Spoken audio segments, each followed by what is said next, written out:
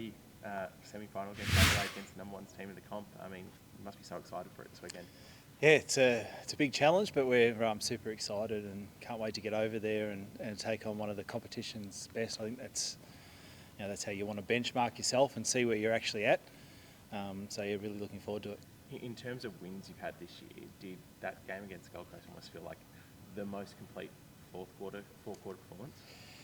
Yeah, except for the last quarter, we dropped off a little bit, but you can't sort of maintain that sort of intensity, I think, for 4 quarters. So we sort of slipped into another mode of play and were able to just put the ball in a certain area of the ground, and that allowed us to sort of catch breath. But apart from that sort of 7 or 8 minutes, I think it was probably our most complete performance here.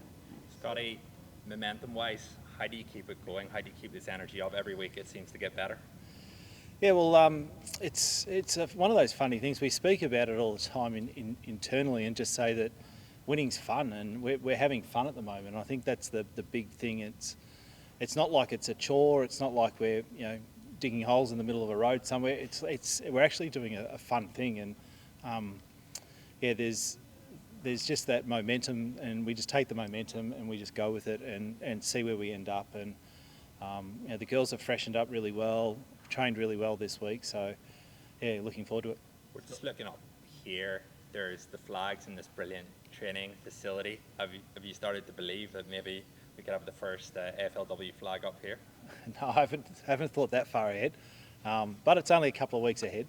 No, full concentration into Adelaide and step by step. But we did say in the team meeting that should we get through this week, we're a couple of steps away from a great opportunity.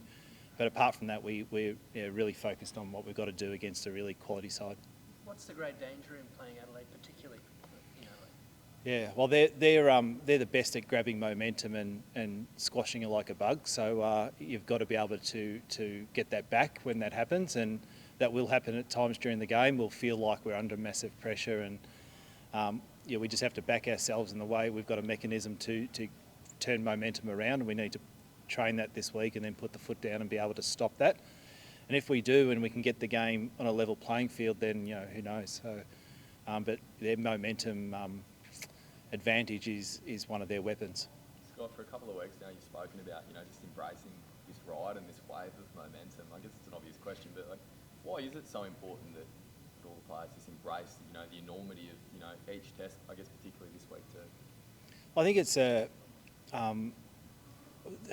pre-season we did a timeline on. We put down the average age of that you actually live and the average age of your career, and the amount of opportunities you'll probably get is somewhere around about 6 to 10 if you're very lucky. Most players will get 1 to 2 opportunities. So it's when you get them, you've got to do the best you can, and that's what we focus on. And we always strive for continual success, and it's looking forward to what we want to build as a unit, as a club. Not really focusing on the here and now, but at the moment, of course, the here and now is really important. But that's the way we have that mindset of just travelling through and taking the learnings, going with the positives and using the momentum. Without giving away some of your tactics, what's been your secret to success so far? I think the connection of the group it's more the off-field that's created the on-field, and a few of the players live together, and it's those bonds that you form and the ability then to learn together and talk footy and have the downtime together, and it's undervalued, I think. And if I reflect back to the other clubs I've been at which didn't have that, it's a very big advantage we've got here, and we're able to take that and run with it.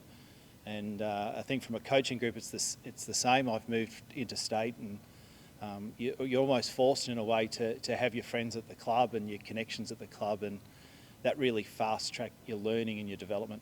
So it seems rather reciprocal that you're getting stuff out of your players as much as they're getting out of you. Oh, absolutely, yeah, definitely. It's a two-way thing, and I enjoy their personalities, and a few of them just don't even bother asking to come to dinner. They just turn up and walk in. So we put extra food on, and they bring food around. Some of them, most of them don't, but some do. But yeah, it's one of those things where it's a very much a big family, and because a lot of them are living away from home, I hope they see Jodie and I as a place where they can come around and just have a meal and just enjoy watching telly or doing whatever we do. Who's Can the you put biggest grocery culprit? bill on the club? Sorry? Can you put the grocery bill on the club? I don't know. It's a good point. I'll ask Tom. Yeah, I'll ask Tom. Who's the biggest culprit to just drop by, and like, what are the sort of conversations you're having when they do drop by? Paris McCarthy. So she makes a mean crumble and she brings it around, and I think it's more just to hang out and sit on the couch and pat the dog more than anything.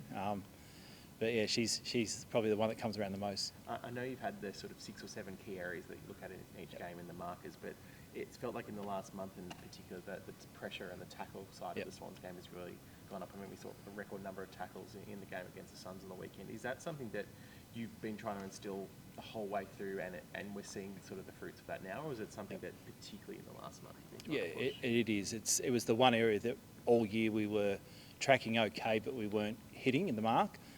So last week was the first week that we hit all 7, which was a great feather in our cap. And the defensive side of it's where probably the growth's come over the last few weeks. And since the Bulldogs game, where we offensively were really good, we've put a bit of a focus into that, and hopefully that can now transition to a complete game of footy. And clearly there'll be ebbs and flows, but I feel the group now know what's required to bring the balance of defence and offence. Scotty, I was chatting to Paris McCarthy, and she was saying, like, obviously Errol Goulden's been a really great help to her, just chatting game strategy. Yourself, obviously, I know you've never had a scheduled meeting, but you chat a lot with John Longmire. Will you be chatting to him this week, just chucking some ideas together and meeting ahead of the game? Yeah, we just caught up actually yesterday. I was walking in and he gave me a big cuddle and nearly broke my neck, but he's a big man. But yeah, we sat and had a chat for 10 minutes, and it was interesting hearing his take on the game, and it was all built off the back of pressure, and what we said in the team meeting was actually reflective of the way he saw the game. So that was quite a nice little, I suppose, double check of what you're doing. But yeah, it's the actual pressure and the Bloods football that we talk about, that goes right through the whole program, whether you're in commercial men's footy or women's footy.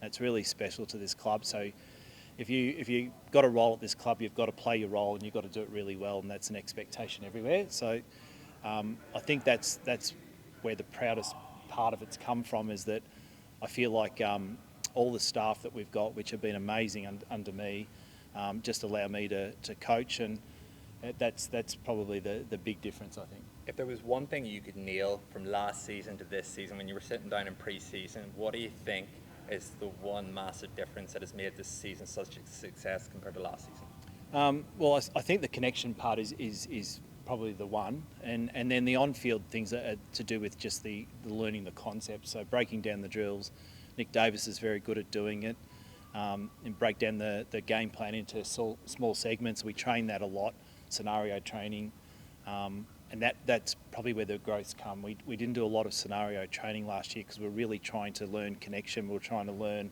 a game plan. We were trying to just get kick, mark, handball right. And this year we've been able to dive into more scenario-based training, and that makes a big difference. Chloe was superb again on the weekend. She's someone that you've known since she was a teenager. Can you kind of talk through her emergence and continual growth as a footballer on the field? Yeah, she's. Well, I did say that she's the best female footballer I've ever seen, although there's a couple coming. But yeah, Chloe, so the first game I saw Chloe play, she was a 17-year-old and played against women in the VFLW and kicked 6 goals. And I thought, wow, she's pretty good. But then she repeated it against Darebin, who were undefeated for about 3 years at that time. And yeah, she just is a moment's play.